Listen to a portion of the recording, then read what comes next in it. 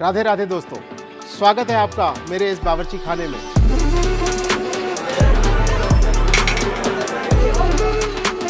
तो दोस्तों बात कुछ ऐसी है, कुछ घर जैसी है। जटीपुरा की वो गलियां थी, एकादशी का दिन था और गिरिराज महाराज के दर्शन करके हम वापस आ रहे थे।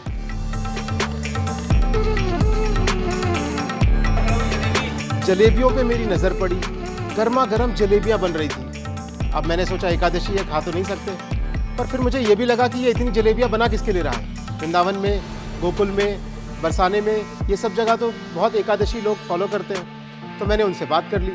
उन्होंने बताया कि ये जलेबियां आलू की है और एकादशी के दिन खा सकते हैं। ये सुनकर तो मुझे मज़ा ही आ गया। तुरंत मैंने 250 ग्राम तुलवा ली और मैं उन जलेबियों का आनंद लेने लगा। जलेबियों का जब मैं आनंद ले रहा था और कुछ जलेबियां मेरे अंदर जा चुकी थी और मैं थोड़ा शांत था, मेरी नज़र आजू बाजू भी पड़ी और मैंने देखा हर दुकान में कुछ न कुछ एक ऐसी डेलिकेसी बन रही है जो एकादशी से रिलेटेड है। हम एकादशी के दिन खा सकते हैं। कहीं साबूदाने की खिचड़ी बन रही थी, कहीं बड़े बन रहे थे, कहीं कुट्टू की पकौड़ियाँ बन रही थी। मुझे अपना बचपन याद आ गया।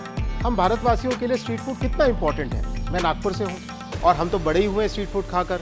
आपको भी सबको पता होगा नागपुर का स्ट्रीट फूड कितना फेमस है। मेरा ननिहाल हाथरस है, वहाँ पर भी जब जाता था तो गरम गरम आलू टिक्कियाँ, वो चने चिड़वे, वो खा के जो मज़ा आता था वो मुझे शायद उसके बाद कभी मिला नहीं। वो मज़ा मैं ले रहा था आज यहाँ पे इन जटीपुरा की गलियों में। तो मैंने सोचा क्यों ना इस स्वाद को आपके पास भी पहुँचाया जाए। भारत के सब गलियों से हम चुन के लाएंगे आपके पास अलग अलग तरह का सात्विक स्ट्रीट फूड।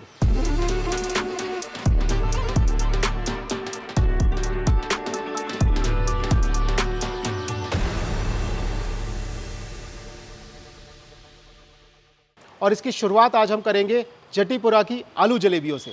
आइए बनाते हैं आलू की जलेबी।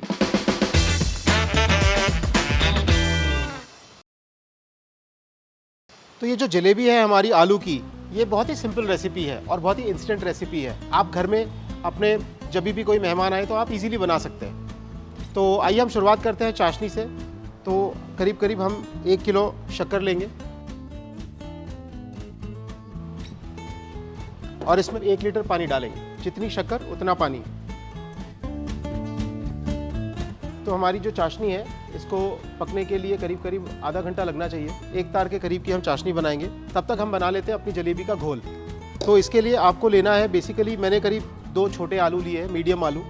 तो आप इसको बॉईल करके छील लीजिए और थोड़ा मैश करके इसे एक ब्लेंडर में डाल लीजिए। साथ ही हम डालेंगे इसमें करीब आधा कप दही,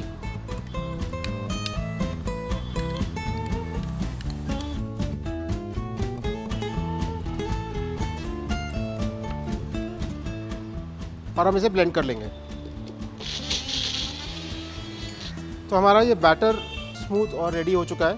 ये देखिए एकदम स्मूथ कंसिस्टेंसी है इसकी। ये बैटर काफ़ी स्मूथ होना चाहिए, तो आप जब भी ग्राइंडिंग कर रहे हो इस चीज़ का ध्यान रखिएगा। अगर आपको लगता है कि ये स्मूथ नहीं आया है तो फिर इसमें इसको थोड़ा सा स्ट्रेनर से निकाल लीजिए। अब हम इसमें ऐड करेंगे एरोरूट। एरोरूट बेसिकली एक सब्स्टिट्यूट है फॉर कॉर्न स्टार्च। ये हम मेरी दादी यूज़ किया करती थी गुलाब जामुन में। हम छोटे थे तब सुनते थे उनसे, वो आरारोट बोलती थी इसे। बड़ा होके मुझे समझ में आया कि इसे एरोरूट कहते हैं। सो एरोरूट हम एकादशी के दिन भी यूज़ कर सकते हैं और इसीलिए ये लोग एरोरूट यूज़ करते हैं। तो धीरे धीरे हमें डालना है और आधा कप करीब एरोरूट इसमें फोल्ड कर देना है। थोड़ा टाइम लगा, आप एक बार में पूरा डाल देंगे तो फिर वो लंप हो जाएगा। तो आपको थोड़ा थोड़ा डाल के इसको मिक्स करना है। ये फ्लोइंग कंसिस्टेंसी का हमारा बैटर जब हो जाए, अगर आपको लगता है कि इसकी कंसिस्टेंसी थोड़ी एडजस्ट करनी है तो आप थोड़ा दूध यूज़ कर सकते हैं इसमें। और जैसे ये इस फ्लोइंग कंसिस्टेंसी में आ जाता है तो हमारा बैटर रेडी है।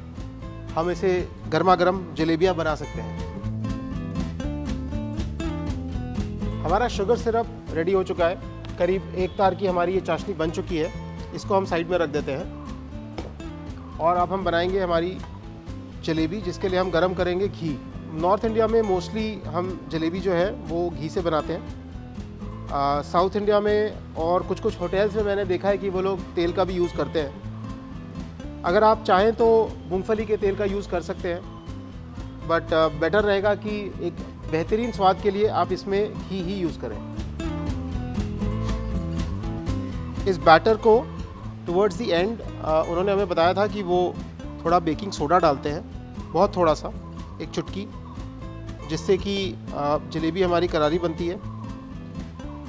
और बेकिंग पाउडर उन्होंने डालने मना किया था। उनका कहना था कि बेकिंग पाउडर में कॉर्न स्टार्च होता है जो हम एकादशी के दिन यूज़ नहीं कर सकते हैं, तो बेकिंग सोडा उन्होंने हमें यूज़ करने बताया था, तो हम वही बेकिंग सोडा यूज़ कर रहे हैं। हम एक और चीज़ ट्राई कर सकते हैं कि हम इसे फर्मेंट करके देख सकते हैं थोड़ी देर, क्योंकि इसमें दही डला है, शायद बिना बेकिंग सोडा के भी काम कर जाए, बट फिलहाल उनकी रेसिपी बोलती है कि बेकिंग सोडा, तो हम बेकिंग सोडा यूज़ करके और ये जलेबियाँ बना रहे हैं। घी हमारा गर्म होने आया है। शुगर सिरप को वापस से हम घी के बाजू में रख देते हैं, इससे जलेबियाँ बनाने में ईजी होगा, और उसको थोड़ा गर्म भी कर लेते हैं। ये ध्यान रखिए कि जब आप जलेबी को शुगर सिरप में डालें तो शुगर सिरप गर्म होना चाहिए। जलेबियाँ बनाने के लिए आप कपड़े का भी इस्तेमाल कर सकते हैं। मैं बॉटल का कर रहा हूँ, ये इससे ईजी हो जाता है थोड़ा, तो हम बॉटल यूज़ कर रहे हैं। आप कपड़ा भी यूज़ कर सकते हैं, जो आप चाहें।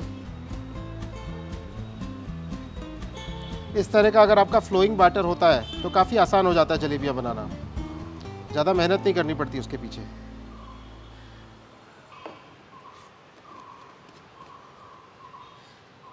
तो हमारा घी भी गर्म हो चुका है, चाशनी भी गर्म हो चुकी है, और जलेबी अपने बैटर के साथ इस घी में बनने के लिए तैयार है। तो लेट्स स्टार्ट हमारी जलेबी। आई होप कि ये सही से आए। हम पहली बार आलू की जलेबी बना रहे हैं। अब इसको तो गिरिराज जी महाराज जी संभाल सकते हैं।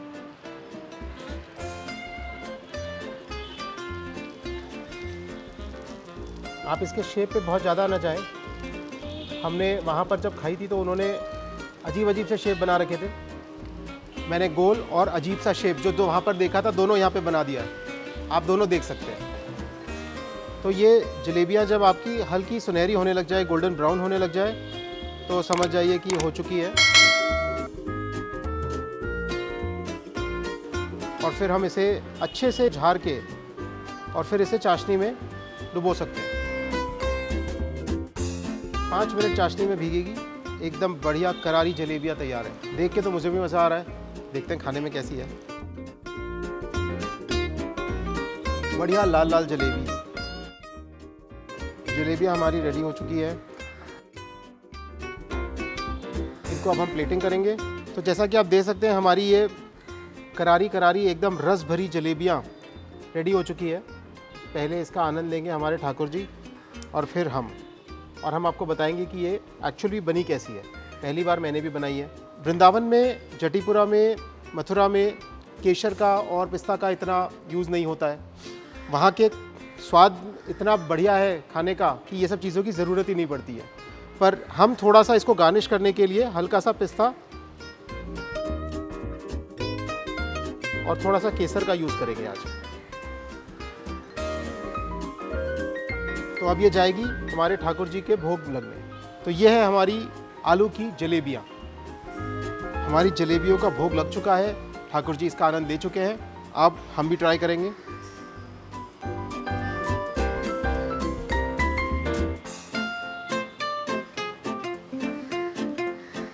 वाह, जटीपुरा की याद आ गई मुझे तो।